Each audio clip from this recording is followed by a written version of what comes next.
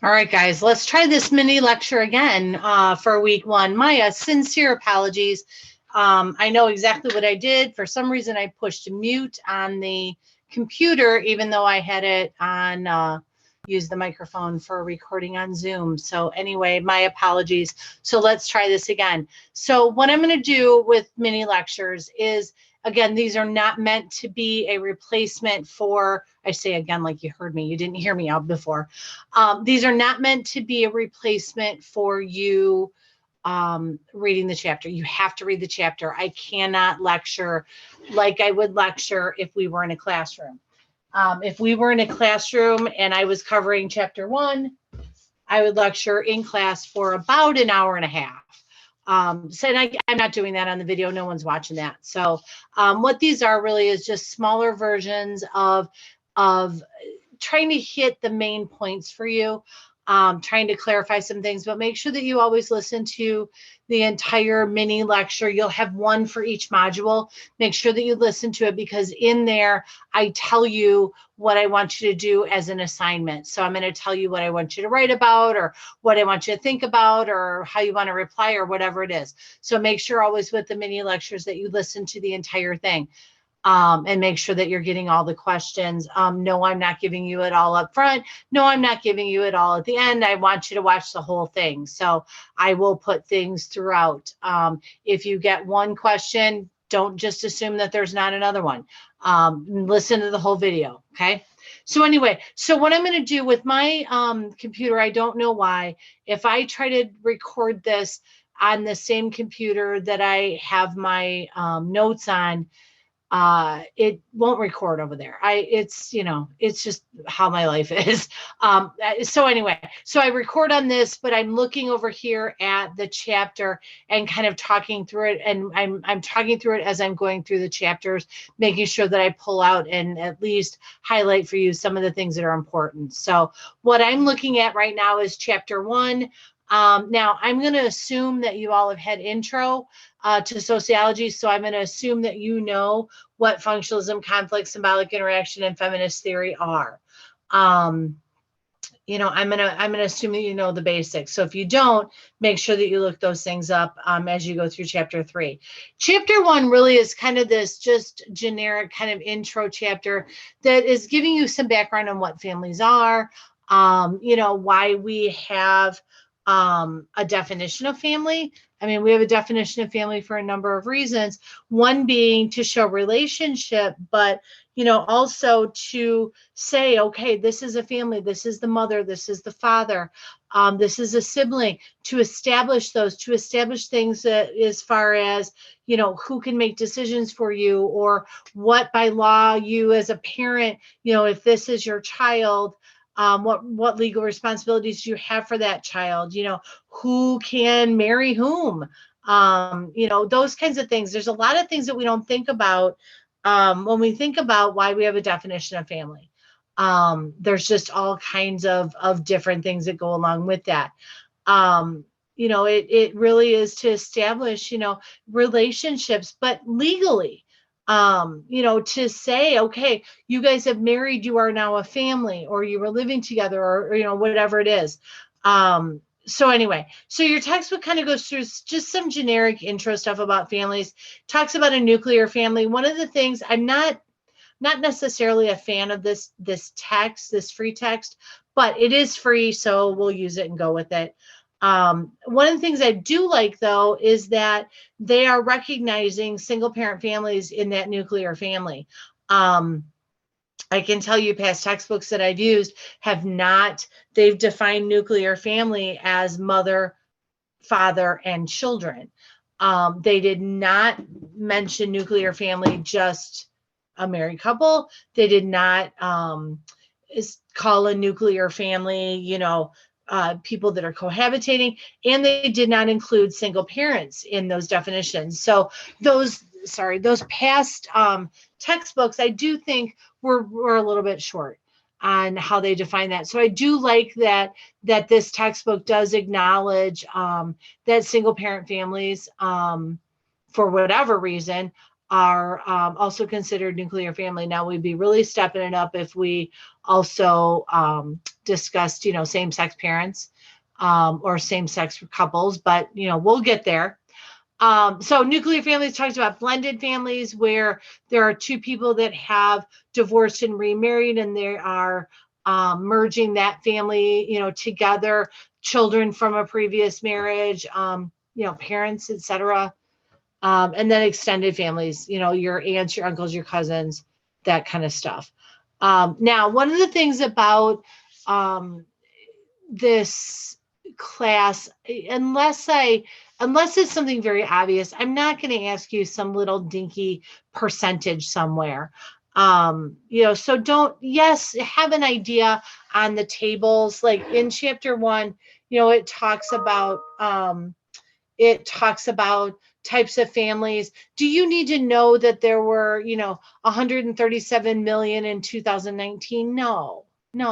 What I would be looking for more with any sort of numbers would be, do you just know the generalities? Would you, do you know that a trend went up or down, something like that? So again, in chapter 1, just kind of flipping through, a lot of this is like, it talks about men's marital status. Do you need to really know that, know numbers and I don't even know what that table means, honestly. I'm looking at this marital status. No, I don't expect you to know, marital status of a 50-plus-year-old male. Now one of the things in this chapter, so things I might ask you on a quiz or a test would be things like, do you know that, for example, in chapter 1, this Pew Research Center discussion, it talks about the census reported that there were 7.845 million heterosexual cohabitators. It talks about how same-sex cohabitation has declined. And let's see, talks about Supreme Court rule of same-sex marriage. I don't need you to know percentages, but maybe know that something declined or increased or stayed the same, would be kind of something that you might want to think about just as you're reading. Do I really, want to know, do you really need to know the percent of men who've never married? No, you don't need to know that. You might want to know that the percent of men that have married, has a little bit declined, but again, don't spend too much time trying to remember numbers. This chapter really is just kind of talking about families in general. It talks about family functions and what families are supposed to do. So that's kind of why we need a definition of family, because we need to know who's supposed to do these things. It talks about, the global functions of family, the economic support, emotional support, socialization of the children, controlling sexuality and reproduction. I mean, families are the define, who you can have a relationship with. It gives you a scribe status. So, there's lots of things that come with what functions of family are, which is, of course, a very functionalist idea, looking at, families are responsible for these things. So then your chapter kind of goes through and just talks about what those basic functions are. And yes, you should read those. Again, see, this is so weird. This book is so weird. Like it says in chapter 12, we discussed how grandparents are often raising their grandchildren. But this is chapter 1. Why don't you say in chapter 12, we will discuss? I don't know. It's just kind of a goofy book. But, we talk about grandparents raising their grandchildren. So the grandparents becoming the parent. It's definitely is something that is changing in our families. And it just kind of goes through and looks at, different social trends and different things. This stuff isn't horrifically difficult. Again, please don't spend a ton of time worrying about percentages and tables and all of that. Have a general idea of what's going on with people. Have a general idea of what's going on in the chapter, and you guys will do just fine. So one of the things down here with, we talk about as well, one of the things that is a function of families is what's called an ascribed status. We talk about statuses being ascribed or achieved. What is a status? What is a master status? You should have gotten all of this in intro. But, one of the things about status is, what is an ascribed status? It's something that you are given at birth. It's how what your role becomes once you are born. Are you the oldest? Are you the youngest? Oh, excuse me. I'm sorry. Oh, I didn't mean to yawn right in the middle of that. Sorry. So it talks about a described status. Children are born into a family structure at their time of the birth, and they attain this status of being a child in the family, or a son or a daughter, or the firstborn or the middle child, whatever it is. It talks about as well, statuses in general are your assigned position in society. And we'll talk more about statuses as we go, but achieve status. What have you achieved? Did you graduated from high school? Did you get your GED? Are you graduating from college? What are you doing? And then your master status, what is that status that really is central to you? So it talks a little bit about statuses, talks a little bit about groups, that we sociologists call cluster and aggregate, talks about dyads and triads and primary and secondary groups. At the end of this goes into a little bit about family systems theory, looking at how the family is this system of interconnected parts, and that all the parts have to play a role in order for the family to function. Think about a mobile that kind of hangs over a baby's crib. It usually clasps onto the side, and it plays music, and it has toys that hang down. And when you turn it and it starts the music, the mobile will move around and everything's in balance. If you go in and you cut off one of those toys, the whole mobile is going to be out of balance. That's what family systems theory is talking about. As long as all the members of the family are doing their role and their part, the family stays in balance. If somebody doesn't, then the family is out of balance, and other people need to kind of pick up the slack to bring that family back into a balanced state. We talk about sociological imagination. Again, that comes from intro, just that, who you are, your experiences define how you see the world, and then other things that come into play with sociological imagination. So there's a lot going on in this first chapter, as far as just general information.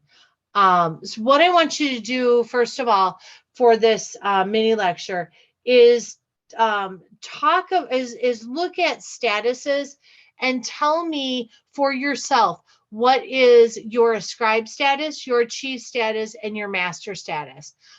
Just tell me what they are. So when you do assignments for these mini lectures, go in and create a Google Doc. Make sure that you save that Google Doc as a PDF. Those of you that have Word, that's fine. You can submit a Word doc. But if you're using Google Docs, save it as a PDF, but do everything on a Google Doc and then upload that when you're done. So for this first mini lecture, you can just go in and say, achieve status, define what achieve status is, and tell me one of your achieve statuses or more. Ascribed status, tell me what the definition of ascribed status is and what is one of your ascribed statuses, and then tell me what a master status is and give me an example of one of your master statuses. Okay. For chapter 3, this really goes into a lot about the theories, and you actually will have another assignment on the theories. But again, I'm going to assume that you have had intro and that you've heard of, of functionalism, conflict, symbolic interaction. This beginning of this really goes and talks about kind of how theories come about. They come about because of the scientific method. There's hypotheses. They do scientific studies and research to get findings and come up with theories. So it's not just a bunch of people sitting around at Starbucks coming up with ideas. It is, the ideas that we talk about in sociology come from research and scientific research. It kind of talks about what micro and macro theories are. Don't make this stuff harder than it is. Macro are bigger theories that look at bigger issues. Micro or smaller, usually tends to look at a smaller group of people. Grand theories, are trying to give you an explanation for everything.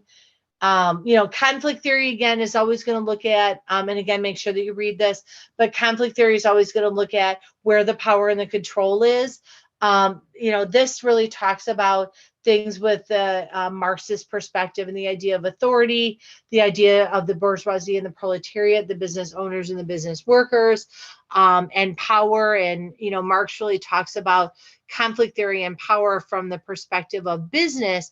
But there's so much more to conflict theory. We can look at conflict theory, as power in a family. Who has the power? Who makes the decisions in the family? We can look at conflict theory, for a lot of things. We can talk about conflict theory in divorce or, just anything.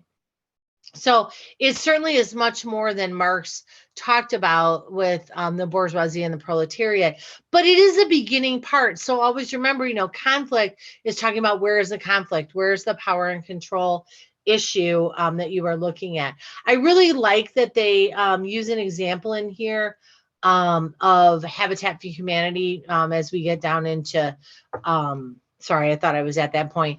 When they talk about symbolic interaction in your chapter, I really like that they used Habitat for Humanity as an example. It's an agency that I volunteered with, and I think it's a fabulous agency to kind of help build homes and make it possible for people to own their own brand new home, people that would not have normally had that opportunity.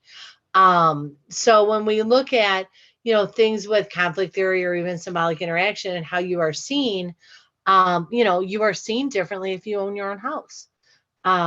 So anyway, that's a little sidetrack, but, when we're looking at conflict theory, again, it's about power and control of who has the power over someone else. Sorry.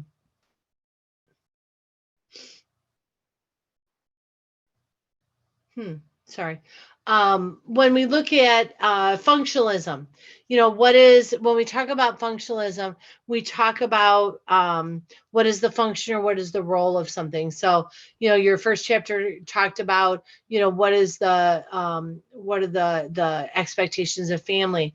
But when we talk about functionalism, we're always going to look at what is the function or the role of something in society and how do those things help bring balance. We talk about with functionalism, manifest and latent functions. Manifest are the intended functions, latent are the unintended. So when you're looking at something, what is, okay, you're in this class, so the manifest function would be to finish this class with a decent grade. Maybe a latent function, maybe because you're taking it online, you had time to work and you met someone special or something like that. So make sure you're reading about manifest and latent functions. Again, when we're talking about theories, we talk about symbolic interaction. Symbolic interaction really is about how do you see a situation? How do you see other people? How do you interpret a situation? And a lot of that comes from your life experiences. If you have had something happen to you in the past, if that situation comes up again, you're going to react to it differently than somebody else would. How do you see people? We talk a lot about symbolic interaction in intro when we talk about race and discrimination and how we make assumptions about people. So that's kind of what that theory is talking about. Again, I'm assuming that you've already seen these theories. So one that you may not have seen, though, is social exchange theory. And social exchange theory is just that. It's looking at situations and relationships as basically what am I going to get out of this relationship? It's a rewards, what are the rewards and what are the costs of this relationship, and is this relationship worth it? Any of you that have ever done a pro and con list before you broke up with somebody, that's social exchange theory. Maybe you did a pro and con list before you started dating someone.